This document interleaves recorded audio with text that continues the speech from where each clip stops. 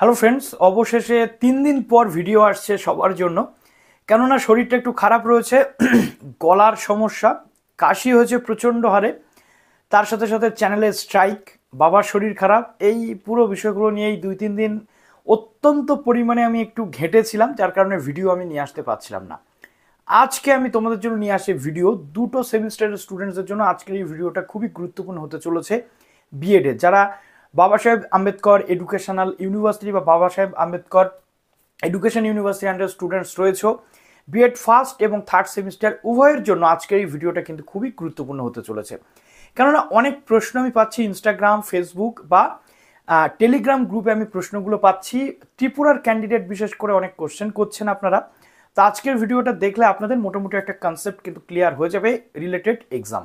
যারা নতুন আছেন এই চ্যানেলে, অবশ্যই চ্যানেলটিকে সাবস্ক্রাইব করে পাশে থাকা বেল আইকনটি ক্লিক করে দেবেন, যাতে সমস্ত তথ্যগুলো আপনারা টাইম টু টাইম এখান থেকে পেয়ে যান। তো চলুন প্রথমে আমরা থার্ড সেম সম্পর্কে কিছু আলোচনা করে নিই। থার্ড সেমিস্টারের যে নোটিফিকেশনটা ছিল এক্সাম রিলেটেড নোটিফিকেশন। প্রশ্ন হচ্ছে যে এক্সামটা আলটিমেটলি হতে চলেছে কিভাবে, পরীক্ষাটা হোম সেন্টার হবে নাকি বাইরের সেন্টার হবে? দেখুন, এখন অনলাইন পরীক্ষা হওয়ার আর কোনো সম্ভাবনা নেই। এক হতে পারে আপনাদের যেটা অপশান থাকতে পারে হাতে, সেটা হচ্ছে হোম সেন্টারে পরীক্ষা। একটা অপশান আপনাদের কাছে থাকতে পারে, সেটা হচ্ছে বাইরের সেন্টারে পরীক্ষা। তো নোটিফিকেশন দেখলে আমরা সেই অর্থে এখনো কিছু আন্দাজ করতে পারবো না। ইউনিভার্সিটির কাছে এটা আলোচনা পর্ব বা আলোচনারত অবস্থাতে রয়েছে। কাজেই আমাদের নিজেদেরকে প্রস্তুত রাখতে হবে। থার্ড সেমিস্টারে একটা করে পেপার, আমাদের নিজের মেথড পেপার, সেই পেপারটাকে আমাদের খুব সুন্দর করে পড়াশোনা করে নিতে হবে। সময় যেহেতু আমাদের কাছে রয়েছে, আমরা একটা পেপার 7 দিন যদি আমরা একটা পেপারকে খুব ভালোভাবে চর্চা করি, তাহলে বিএড এর মতো একটা কোর্স যেখানে থিওরির পোর্শনটা শুধুমাত্র কনসেপ্টের উপর হলেই বেটার হয় এবং 90% পর্যন্ত মার্কস আমাদের কিন্তু ওঠে এই থার্ড সেমিস্টারের মেথড পেপারে। সুতরাং আমাদের আগের বছরের প্রশ্নপত্রগুলো একটু দেখে নিতে হবে, সেই অনুযায়ী প্রশ্নের ধরন বুঝতে হবে এবং বেসিক কনসেপ্ট ক্লিয়ার করতে হবে, আর কিচ্ছু না।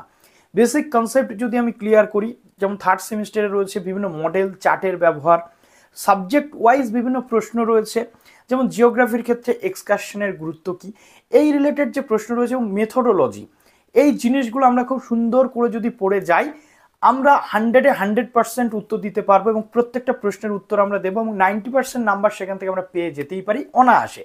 সুতরাং এই পরীক্ষা কোথায় হবে, পরীক্ষা কিভাবে হবে, এই সমস্ত চিন্তা না করে আমাদেরকে কিন্তু মন কান দিয়ে পড়াশোনাটা করে যেতে হবে, যেহেতু প্র্যাকটিকাম আমাদের শেষ। আশা করি থার্ড সেমিস্টার স্টুডেন্টসরা ক্লিয়ার হয়ে গেলে এবার আসছে আমাদের ফার্স্ট সেমিস্টার, যারা জীবনে প্রথমবার বিএড পরীক্ষা দিতে চলেছেন। আপনাদের মনে হতে পারে যে বিএড একটা অত্যন্ত কঠিন কোর্স, এখানে সব কিছু অন্যরকম, সব কিছু এডুকেশনাল যে পার্সপেক্টিভ তার উপরে ভিত্তি করে আমাদের সাবজেক্টের কিছু পড়ার এখানে থাকে না। এটা আপনাদের ভুল ধারণা। প্রত্যেকটা জায়গাতে এই এডুকেশনাল পার্সপেক্টিভ রয়েছে ঠিকই, বাট সেই জিনিসগুলো অত্যন্ত বেসিক মানের জিনিস, যেগুলো আমরা একটু কনসেপ্ট ক্লিয়ার করলে খুব সুন্দর করে লিখতে পারবো। প্রশ্ন হচ্ছে ফার্স্ট সেমিস্টারের পরীক্ষা তো মার্চে হবে, পরীক্ষাটা কিভাবে হবে, নিজের কলেজে নাকি বাইরের কলেজে, এই নিয়েও কোনো তথ্য এখনো নেই। এগুলো ইউনিভার্সিটি পরবর্তী ক্ষেত্রে ক্লারিফাই করে দেবে, আলোচনা পর্ব এখনো সেখানে রয়েছে, সুতরাং পরবর্তীতে আমরা এগুলো জানতে পারবো। কিন্তু তার আগে ফার্স্ট সেমিস্টার স্টুডেন্টস যারা, তাদের কিভাবে প্রস্তুতি নেওয়া উচিত, ফার্স্ট সেমিস্টারে কি কি বই পড়তে হয়, ইচ অ্যান্ড এভরিথিং নিয়ে অলরেডি আমি বহুবার ভিডিওতে ডিসকাস করেছি, আজকে আর করছি না। রিতা, আহেলি, এই দুটো পাবলিকেশনের বই আপনারা নাড়াচাড়া করুন, রিতাও নাড়াচাড়া করুন, আহেলিও নাড়াচাড়া করুন। আপনাদের বেসিক কনসেপ্ট যত ক্লিয়ার থাকবে, তত আপনারা পরীক্ষাতে গিয়ে খুব সুন্দরভাবে কিন্তু প্রেজেন্ট করতে পারবেন যে কোনো টপিক। এটা আমি বলছি, আপনারা আজকে খাতাতে লিখে রাখতে পারেন। বেসিক কনসেপ্ট শুধুমাত্র আপনি যে কোনো টপিকের ওপরে 5 থেকে 7 বার আপনি রিডিং পড়ে একটা কনসেপ্ট ক্লিয়ার করুন, আমি গ্যারান্টি দিতে পারি আপনাকে মুখস্থ করতে হবে না, আপনি খাতাতে গিয়ে সেই কনসেপ্টটা ক্লিয়ার করে আসলে 90% নাম্বার আপনি পাবেন। আমি নিজের ব্যক্তিগত অভিজ্ঞতা দিয়ে বলছি, 2019, 21, 20, 22-এর ব্যাচ যারা এই চ্যানেল থেকে উপকৃত হয়েছে, তাদের রিভিউ নিয়ে বলছি।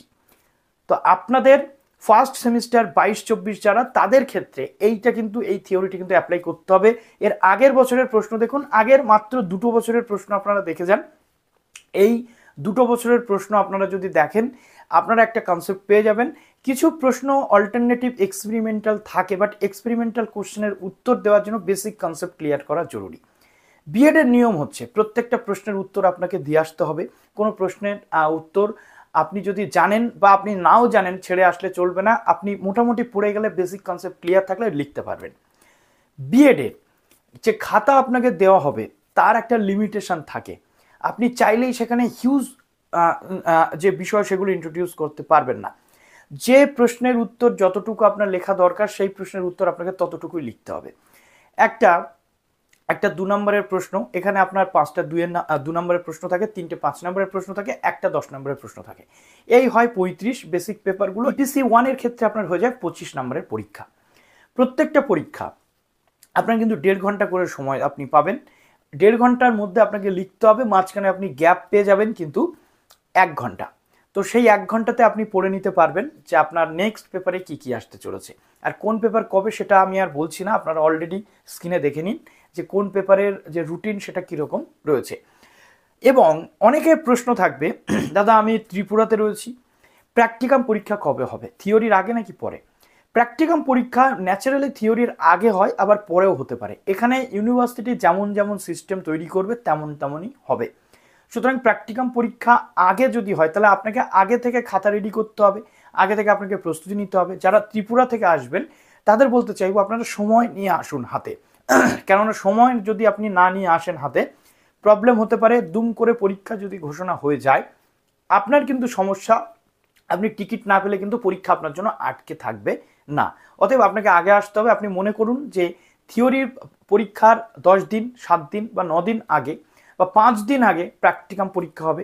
আবার এটাও হতে পারে থিওরি পরীক্ষার পরে প্র্যাকটিকাম হতে পারে, কিন্তু রিসেন্ট ইয়ার্সে আমরা দেখতে পাচ্ছি থিওরি পরীক্ষার আগে প্র্যাকটিকাম পরীক্ষা শেষ হয়ে যাচ্ছে। এখানে একজন এক্সটার্নাল আসেন বাইরে থেকে, তিনি আপনাদের প্র্যাকটিকাম পরীক্ষা নেন, আপনাদের খাতার বিষয়ে জানতে চান এবং খাতাতে আপনি কি কি কাজ করেছেন প্রশ্ন সেই খাতার মধ্যে থেকেই কিন্তু করা হয়। সুতরাং সেই জায়গাটা আপনাদেরকে ক্লিয়ার করতে হবে। ফার্স্ট সেমিস্টার স্টুডেন্টসরা যারা খাতা এখনও রেডি করছেন না তারা খাতাটা রেডি করা শুরু করে দিন, দেরি একদমই করবেন না, কেননা সময় যত নষ্ট করবেন আপনি পরবর্তী ক্ষেত্রে চাপে পড়ে যাবেন। এবার প্রশ্ন আসছে স্কলার নাকি বিএড স্ক্যানার, আহেলির স্ক্যানার, রিতার স্কলার। দেখুন দুটো বই ভালো, স্ক্যানারের একটা নির্দিষ্ট ধরন রয়েছে, স্কলারের একটা নির্দিষ্ট ধরন রয়েছে। আপনাকে কলেজ স্ট্রিট বা যে কোনো জায়গাতে গিয়ে বই দুটোকে খুলে দেখতে হবে যে কোন বইতে আপনার প্রশ্নের উত্তর আপনি ঠিকঠাক পাচ্ছেন, আপনার ভালো লাগছে, আপনি সেই অনুযায়ী স্ক্যানার অথবা স্কলার নিতে পারেন। আমি এখানে রিভিউ করতে আসিনি যে স্ক্যানার ভালো নাকি স্কলার ভালো, তবে রিসেন্ট ইয়ার্সের স্টুডেন্টসদের রিভিউ অনুযায়ী আমি দেখেছি স্কলারের অনেকটা সুনাম এই মুহূর্তে রয়েছে, স্ক্যানার অপেক্ষা স্কলারের যে কমন বা সাজেশন ভিত্তিক যে বিষয়গুলো সেগুলো অনেক বেটার রয়েছে। আশা করছি আপনারা বিষয়টা বুঝতে পারলেন। এবার প্রশ্ন হচ্ছে থিওরি আপনাদেরকে পড়তে হবে, পরীক্ষা নিজের কলেজে হোক বা বাইরের কলেজে হোক প্রস্তুতি আপনাদেরকে কিন্তু নিয়ে রাখতেই হবে। সুতরাং পরীক্ষা জন্য প্রস্তুতি নিন এবং বেসিক কনসেপ্ট ক্লিয়ার করুন, মুখস্থ করতে যাবেন না। বেসিক কনসেপ্ট ক্লিয়ার করে আপনি যদি প্রশ্নের উত্তরগুলো দিয়ে আসতে পারেন, খুব পরিষ্কার ভাষাতে পরীক্ষার প্রশ্নের উত্তরগুলো দিয়ে আসতে পারেন, আপনি 90% পাবেন, আপনাকে কেউ আটকে রাখতে পারবে না। তো চলুন ভিডিওটা এখানেই শেষ করলাম এবং মনে রাখবেন প্রাইমারিতে কিন্তু একাডেমিক স্কোর এখন যেটা দেখা যাচ্ছে ট্রেনিংয়ের নাম্বারটা কিন্তু ম্যান্ডেটরি এবং ট্রেনিংয়ের নাম্বারটা কিন্তু গুরুত্বপূর্ণ, ট্রেনিংয়ের ওয়েটেজ কিন্তু 15। তো চলুন ভিডিওটা এখানে শেষ করলাম, ভালো থাকুন সবাই, অল দ্য বেস্ট।